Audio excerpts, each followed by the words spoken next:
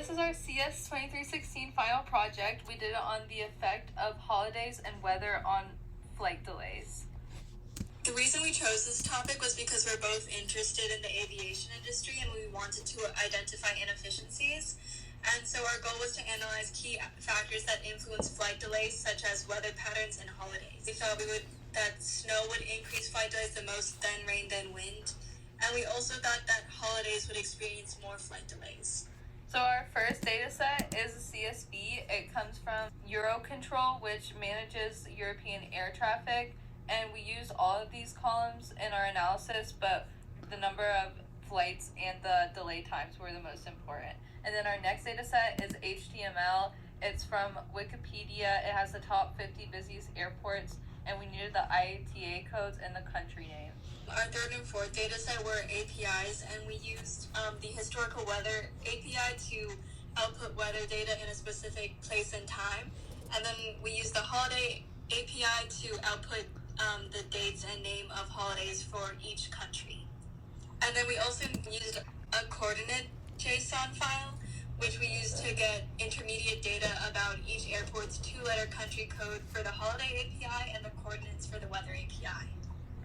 So this is how we clean the data. The first step was to extract the top 50 airport codes. We just did that by looping through all of the rows in the table and put the airport codes into a JSON dictionary. The IATA codes and the ICAO codes were listed together, so we had to split them to isolate the IATA codes, and then it was written out to a JSON file. And then this next one, it takes our JSON dictionary that we downloaded with the coordinates data and extracts all of the airport codes with their latitude, longitude, and country code for us to use in our data set in the next function. So this function was most of our cleaning our data frame.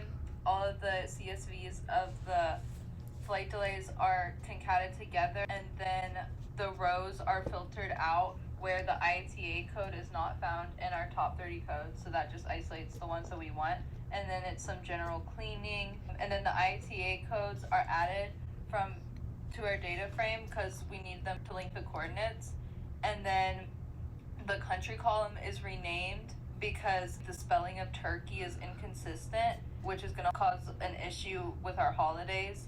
And it's a similar inconsistency with the UK and Great Britain country codes, so we did the same type of cleaning. And then the latitude and longitude columns are added, and the average time per delay is also calculated, and then it's written out to a CSV. And so here's a function on how we added weather data to the flight delay data frame. This process took a few tries to get right. Originally, we wanted to loop through each row and then loop through each weather parameter to get the coordinates and then the specific condition we were looking for. But that would be very inefficient because it would have resulted in 83,000 requests, and it ended up not running because the API only allows 10,000 requests. To fix this, we sorted the flight delay data by airport and date, and then we looped through each airport for its coordinates and then each weather parameter to extract a list of weather data from all the dates we wanted for that airport, and then we added that data into the column, and this resulted in only 48 requests, which is significantly more efficient for time and energy usage.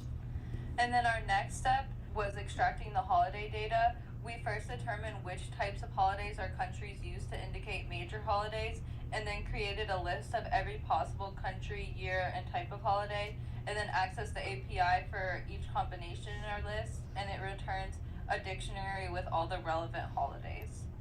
And then our next step, we added the holiday data to our data frame, first creating a new column, and then we loop through our previously found dictionary, replacing each instance where the flight date and country code match with the name of the holiday, and then we export our finished data frame. And so we made a couple of insights and visualizations to go along with this. This one was just flight departures over time and delay over time. And so we expected flight delay times to decrease over time, but then, as you can see in our visualization, they slightly increased. And also, we thought it was interesting that there was a steep decline in overall flights in March of 2020 due to COVID.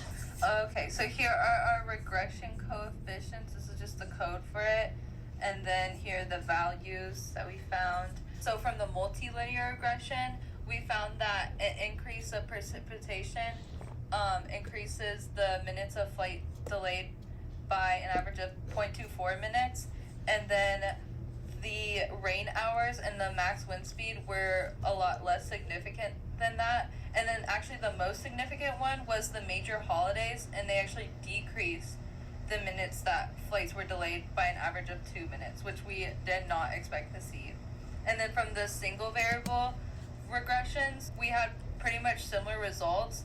The precipitation levels and hours were pretty much the same, both increased, same with snow, but it increased the minutes delayed even more. And then wind speed still did not have much of an effect. And again, we saw that holidays decreased the average delay time. And so then we decided to compare the average delay times during the different weathers. And so as expected, snowy days had the highest delay time, then rainy days, then windy days, then clear days.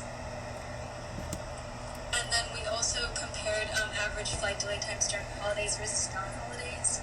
As in our regression, holidays had a lower average delay time, and we thought that this is possibly because airports prepare for holiday flights and try harder to avoid inefficiency, or it's also possible that flights are taken around holidays instead of on them.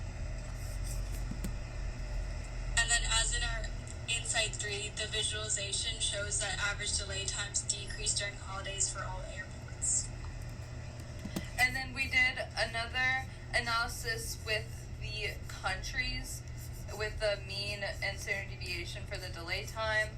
We expected the order to match with the popularity rankings because more flights out of an airport could cause longer delays. But since the lists don't match, it indicates that some countries can improve efficiencies more, and if their standard deviation, maybe improve consistency, things like that. We did the same thing but for different amounts of rain. So what was interesting here is that the change from moderate to heavy rain actually decreased the minutes of average delay, but overall any type of rain increased the delay time. And then our scatter plots kind of show what the regression was showing. So here we have the level of precipitation raised delay times a little bit, and then snowfall even more. And then this one is wind speed. As you can see, it's pretty much flat. There's not really a correlation. And then this one looks like this because precipitation hours is an integer, so they're all concentrated. And you can see it's also not much of an effect. And then the flight delay times by season. We expected summer to have the highest flight delay times, then winter, then fall, then spring. And our mean flight delays minutes do match with the expectations. Here's our conclusions. So we imported a new module called sklearn to do the regressions. So we kind of learned how to use that module and also how to run regressions with a data frame, which is really useful.